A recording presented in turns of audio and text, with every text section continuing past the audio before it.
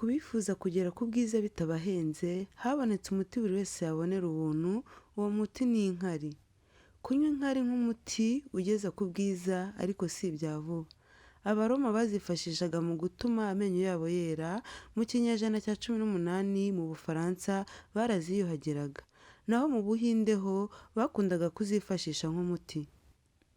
Mu bihe bya vuba ubushakashatsi bwakozwe na Martin Christie akabugaragaza mu gitabo cye yise Your Own Perfect Medicine, nawe agaragaza inkari nk'umuti.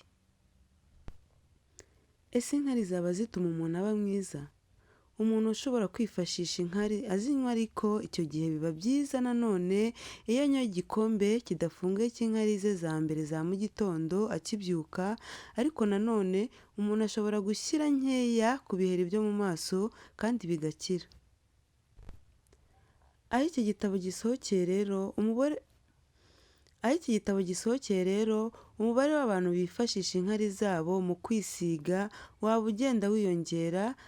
Hari abazisiga ku biheri bafite mu maso, abandi bakazivanga n'amavuta bisiga, yemwe hari n'abazinywa. Rebecca, umunyamakuru wa Telegraph, mu nkuru yise "Nisize inkari mu maso", avuga ko mu buhamya bw'inshuti ze zisiga inkari mu maso.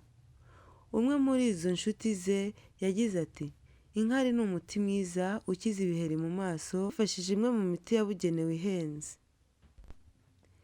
Inkari burya wazifashisha ugira ibyo wivura cyangwa se wikingira. Inkari mu buvuzi gakondo bw'Abahinde ndetse n'Abaromani ba kera zahabwaga umwanya wa mbere mu kwirinda no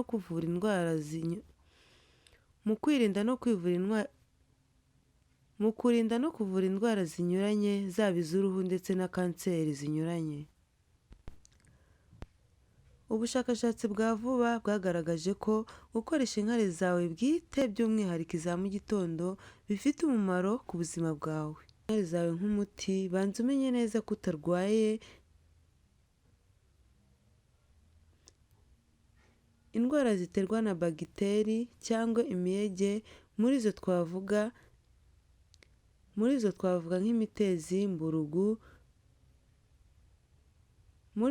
nk'imitezi, mburugu n'izindi zishobora kwandurira mu mibonano mpuzabitsina.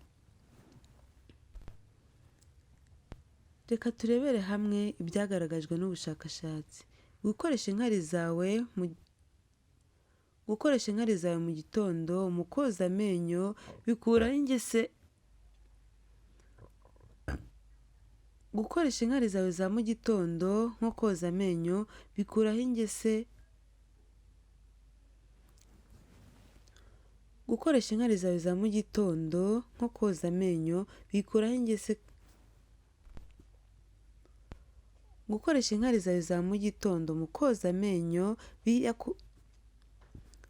Gukoresha inkari zawe za mu gitondo mu koza amenyo biyakuraho ingese zikererana. Gukoresha inkari zawe za mu gitondo mu koza amenyo biyakuraho ingese akererana. Ibi bigaterwa n'uko muri zo dusangamo amoniya, ikaba ikoreshwa mu gukuraho ingese n'ibizinga ahantu. Abagore bari mu gihe cyo gucura, inkari zabo ziba zikungahaye mu misemburo utera uburumbuke. Niho bahereye bakora menopo na perigonari, imiti itangwa mu kuvura ubugumba. Kunywa inkari za mu gitondo bituma wirirwa utuje kandi ugatekereza neza. Biterwa na melatoni. Impyiko nzima inkari iyo zakozwe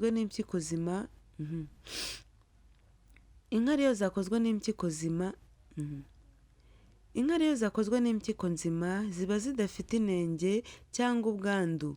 Izo ziroza zikanumura igikomere. Nk'uko twabibonye, 95% ni amazi, ibisigaye ni imisemburo y'imyunyungugu. Si ibyo gusa kuko zifasha mu guhangana na kanseri zinyuranye, indwara z'uruhu nk'ise, imyate, amaribori, igifu, diyabete n'umwijima, ndetse zikanavura indwara ziterwa ndetse zikanavura indwara ziterwa na mikorobi zikongerera ingufu abasirikare b'umubiri. Inkari za mu gitondo ni nziza, gusa ukizikoresha utarazimenyera ushobora kugira iseseme, umutwe cyangwa gucibwamo, ariko ibyo birikiza iyo umaze kumenyera. Ikirahure cyazo buri gitondo cyafasha umubiri wawe gutuza, cyagufasha muri ibi tuvuze haraguru. Utabashije kuzinywa zonyine wavangamo utuzi.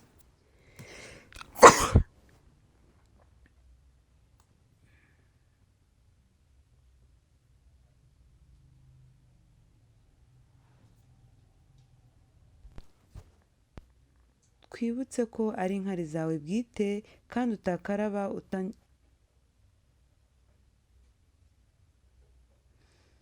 twibuke ko ari inkari zawe bwite kandi ukaraba utarwaye. Twibuke ko ari inkari zawe bwite kandi ukaraba utarwaye nta n'imiti urimo gufata. Ntitwasoza tutavuze ko ari inkari. Ntitwasoza tutavuze ko inkari ari ifumbire nziza ku mboga zikoreshwa isuku.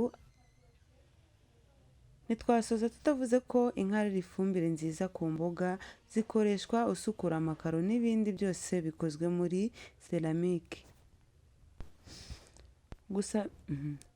Gusa mbere yo kuzikoresha ugomba kumenya niba nta ndwara waba urwaye ku buryo ishobora gutuma inkari unywa zagutera ikindi kibazo.